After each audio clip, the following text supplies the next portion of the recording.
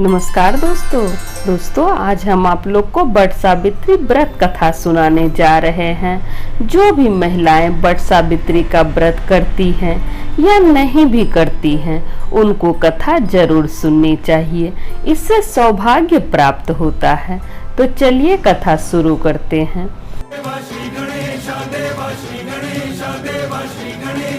बहुत समय पहले भद्र देश में अश्वपति नामक एक परम ज्ञानी राजा थे। उन्होंने संतान प्राप्ति के लिए पत्नी सहित सावित्री देवी का विधि पूर्वक व्रत और पूजन करके पिता और पति दोनों के घरों को श्रृंगार वाली पुत्री होने का वर प्राप्त किया।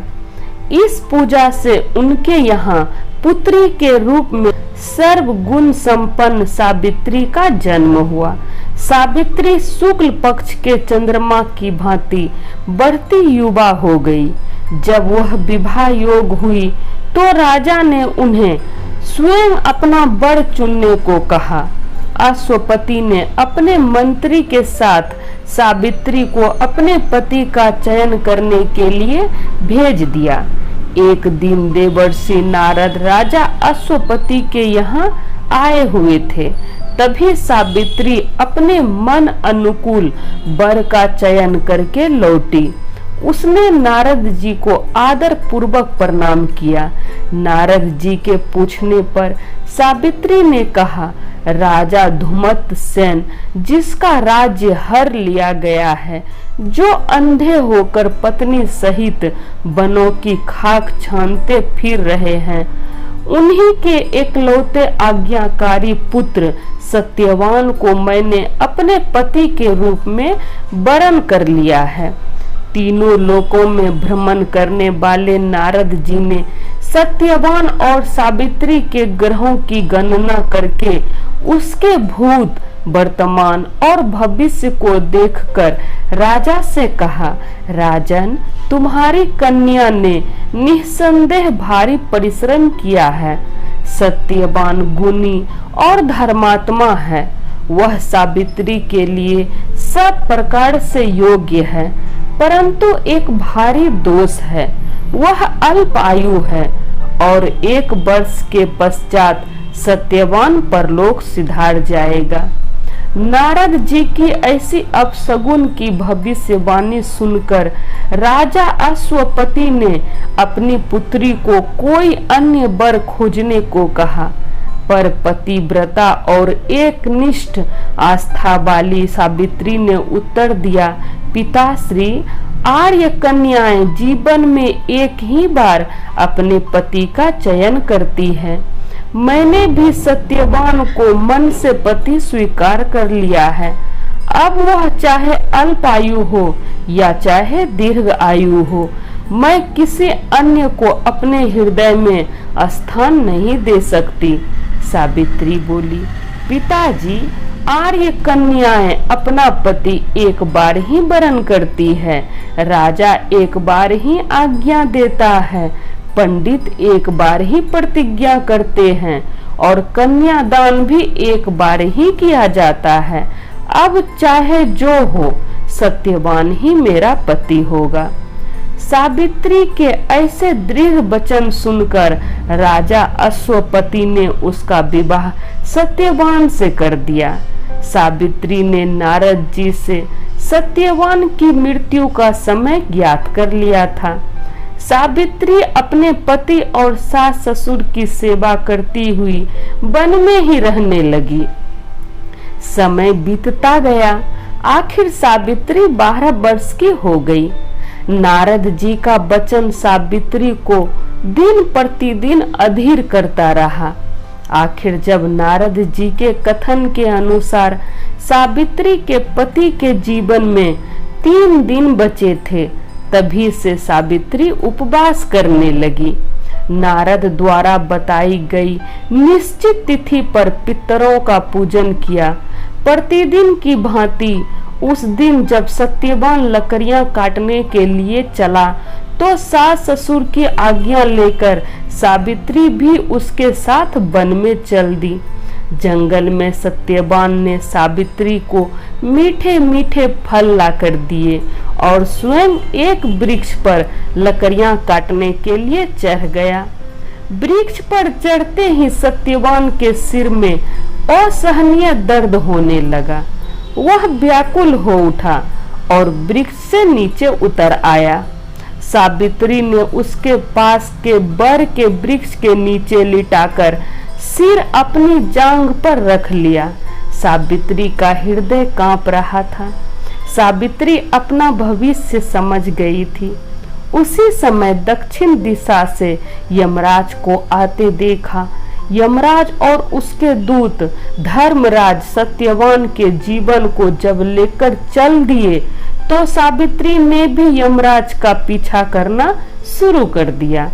सावित्री को पीछे आती हुई देखकर यमराज ने उसे समझाकर वापस लौट जाने को कहा, लेकिन सावित्री ने कहा, यमराज, पत्नी के पत्नीत्व की सार्थकता इसी में है कि वह उसका छाया के समान अनुसरण करे। पति के पीछे जाना ही स्त्री का धर्म है। पतिव्रत के प्रभाव और आपकी कृपा से कोई मेरी गति को नहीं, मैं ऐसा ही कर रही हूँ। मेरी मर्यादा है, इसके विरुद्ध कुछ भी बोलना आपके लिए शोभनीय नहीं है। सावित्री के धर्म युक्त वचनों से प्रसन्न होकर यमराज ने पति के प्राणों के अलावा कुछ भी वरदान मांगने को कहा। सावित्री ने यमराज से सास ससुर की आंखों की खोई हुई ज्योति और दीर्घ आयु मांग ली। यमराज तथास्तु कहकर आगे बढ़ गए। फिर भी सावित्री ने यमराज का पीछा नहीं छोड़ा। वह यमराज के पीछे हो चली। यमराज ने उसे फिर आगे बढ़ने से रोककर वापस जाने के लिए कहा। इस पर सावित्री ने कहा, धर्मराज, मुझे अपने पति देव के पीछे पीछे चलने में कोई परेशानी नहीं है। पति के बिना नारी जीवन की कोई सार्थकता नहीं है। हम पति पत्नी भिन्न भिन्न मार्ग कैसे जा सकते हैं? जिस ओर मेरे पति जाएंगे वही मार्ग सुगम है। पति का अनुगमन ही मेरा कर्तव्य है। यमराज ने सावित्री के पतिव्रत धर्म की निष्ठा देखकर पुनः वर मांगने को कहा। सावित्री ने अपने सास ससुर के खोए हुए राज्य की प्राप्ति और 100 भाई की बहन होने का वर मांग लिया। यमराज पुनः तथास्तु कहकर आगे बढ़े, परंतु सावित्री अब भी यमराज का पीछा किए जा रही थी। वर देने के बाद यमराज पुनः सावित्री को वापस लौट जाने को कहा, लेकिन सावित्री अपने प्रण पर अडिग रही। तब यमराज ने कहा, देवी, यदि तुम्हारे मन में अब भी कोई कामना है तो कहो, जो मांगोगी वही मिलेगा। मुंह मांगा वर पाकर सावित्री ने कहा, यदि आप सचमुच मुझ पर प्रसन्न हैं और सच्चे हृदय से वर देना चाहते हैं तो मुझे 100 पुत्रों की मां बनने का वरदान दें। यमराज तथास्तु कहकर आगे बढ़ गए। सावित्री अब भी यमराज के पीछे आ रही थी। यमराज ने पीछे मुड़कर देखा और सावित्री से कहा, अब आगे मत बढ़ो, तुम्हें मुंह मांगा वर दे चुका हूँ, फिर भी मेरा पीछा क्यों कर रही हो? सावित्री नम्रता पूर्वक बोली, धर्मराज, आपने मुझे 100 पुत्रों की मां होने का वरदान तो दे दिया, लेकिन क्या पति के बिना मैं संतान को जन्म दे सकूंगी? मुझे मेरे पति वापस मिलना चाहिए, तभी तो मैं आपका वर पूरा कर सकूंगी। सावित्री की धर्म निष्ठा, पति भक्ति और सुक्तिपूर्ण वचनों के बंधन में बंधे यमराज ने सत्यवान के जीवन को पास से मुक्त कर दिया।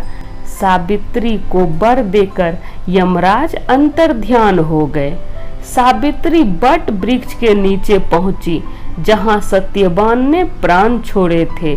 सावित्री ने प्रणाम करके वट वृक्ष की जैसे ही परिक्रमा पूरी की, भगवान की कृपा से सत्यवान के मृत शरीर में पुनः जीवन का संचार हो गया और वह जीवित हो उठा। दोनों खुशी पूर्वक घर को लौट आए। प्रसन्न चित्त सावित्री अपने पति सहित सास ससुर के पास गई। उनकी नेत्र ज्योति लौट आई थी। उनके मंत्री उन्हें खोज चुके थे। धुमत सेन ने पुनः राज्य सिंहासन संभाल लिया था। उधर महाराज अश्वसेन 100 पुत्रों के पिता हुए और सावित्री 100 भाइयों की बहन। यमराज के वरदान के प्रभाव से सावित्री 100 पुत्रों की मां बनी। इस प्रकार सावित्री ने अपने पतित्व धर्म का पालन किया। अपने पति के कुल और पितृकुल दोनों का कल्याण किया।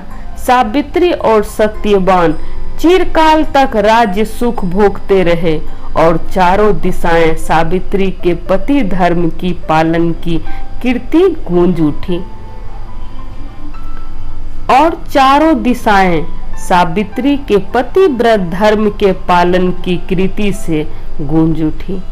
तो सब बोलिए सावित्री माता की जय।